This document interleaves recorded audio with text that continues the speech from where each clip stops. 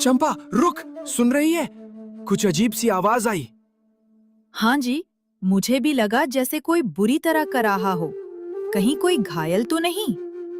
आवाज तो दर्दनाक है।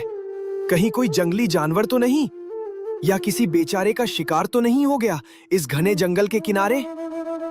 बचाओ, कोई है, मेरी मदद करो। ये तो इंसानी आवाज लग रही है। चलिए देखते हैं, कोई मुसीबत में है।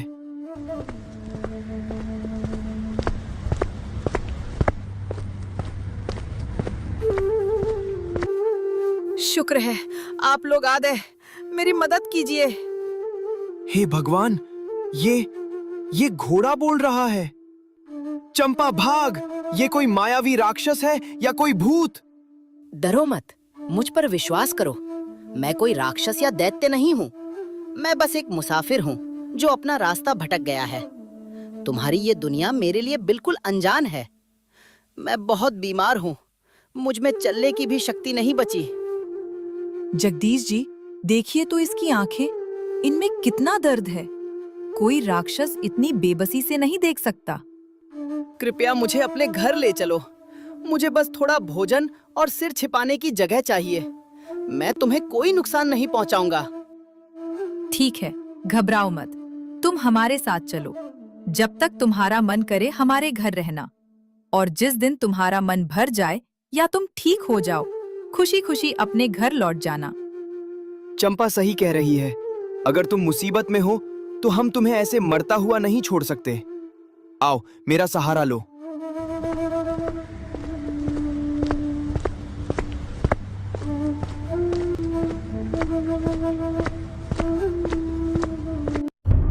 अब बताओ, तुम आखिर हो कौन और कहां से आए हो?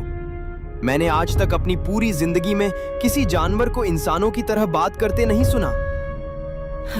मैं इस लोक का नहीं हूँ जगदीश। मैं एक दूसरे लोक से आया हूँ जहाँ सब कुछ ऐसा ही अद्भुत है। मैं बस सैर करने निकला था, लेकिन इस दुनिया की आबो हवा और रास्तों ने मुझे उलझा दिया। यहाँ की बीमारियां मेरे शरीर को झेलने की आदत नहीं है। दूसरे लोक से? ये तो सुनकर ही दिमाग चकरा रहा है। पर खैर, अब हम सब बहुत थके हुए हैं। तुम अब सुरक्षित हो। हाँ, अभी तुम आराम करो। शरीर को आराम मिलेगा तो कल तक बेहतर महसूस करोगे। ठीक है, अब आराम करते हैं। बाकी की बातें कल सुबह करेंगे। शुभ रात्रि। आप दोनों का बहुत आभार। शुभ रात्रि।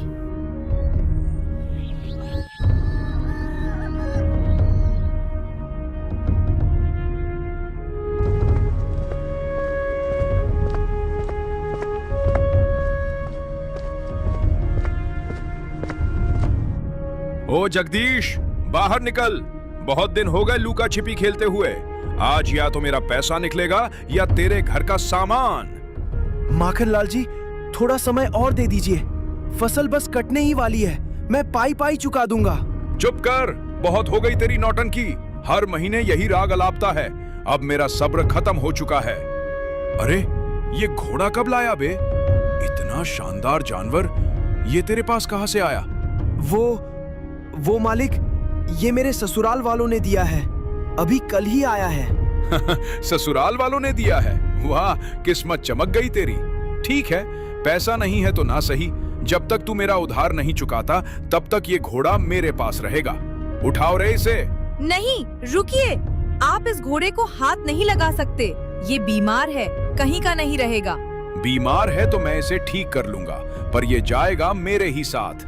रुकिए माखनलाल जी, अगर आपको कुछ गिरवी ही रखना है तो मेरे ये गहने रख लीजिए। जब हमारे पास पैसे आ जाएंगे तब मैं इन्हें वापस ले लूंगी। लेकिन इस बेजुबान, मेरा मतलब है, इस घोड़े को मत ले जाइए। मूर्ख औरत, इस मामूली घोड़े के चक्कर में अपने सोने के गहने दे रही है। सच में दिमाग ठिकाने नहीं है तेरा।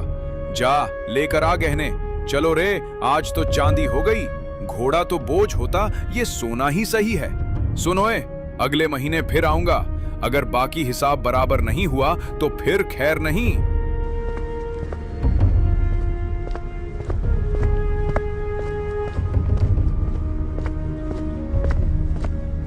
चंपा, ये क्या किया तूने? अपनी माँ की आखिरी निशानी भी दे दी।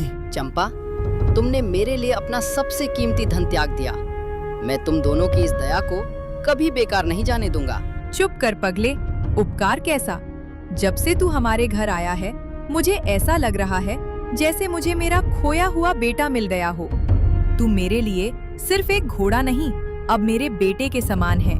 और एक माँ के लिए उसके बच्चे की सलामती के आगे ये सोना चांदी तो क्या, पूरी दुनिया की दौलत फीकी है। चंपा माँ, आपने मुझे बेटा कहकर जो दर्जा दिया है उसका एहसान मैं अपनी आखिरी सांस तक नहीं भूलूंगा।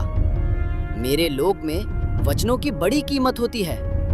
आज से आपकी रक्षा और आपकी खुशहाली मेरी जिम्मेदारी है। बात तो सही है चंपा, लेकिन माखनलाल अगले महीने फिर आएगा। अगर हमने उधार नहीं चुकाया तो वो हमें घर से निकाल देगा। घबराइए मत जी, भगवान ने साथ दिया है तो आगे भी रास्ता निकलेगा। चलो बेटा, अब बातें बहुत हो गईं। अब खेत चलने का समय हो गया है। अगर हम सब मिलकर मेहनत करेंगे और फसल अच्छी होगी, तभी तो हम माखनलाल का कर्जा उतार पाएंगे।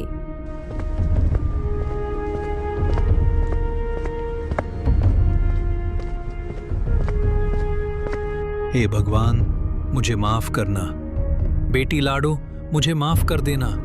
तेरे हाथ पीले करने की औकात नहीं रही इस अभागे बाप की। लड़के वालों की मांगे पहाड़ जैसी हैं और मेरी जेब खाली। मैं जी कर क्या करूंगा? रुकिए रुकिए काका, ये क्या अनर्थ कर रहे हैं? काका, होश में आओ, ये क्या पागलपन है? जान देने चले थे। छोड़ दो मुझे जगदीश, मर जाने दो। मरूंगा तो कम से कम इस बेइज्जती से तो बचूंगा। ऐसी क्या बात हो गई काका? आपकी बेटी लाडो की तो शादी है अगले हफ्ते। खुश होने के बजाय आप ये क्या कर रहे हैं? कैसी शादी चंपा?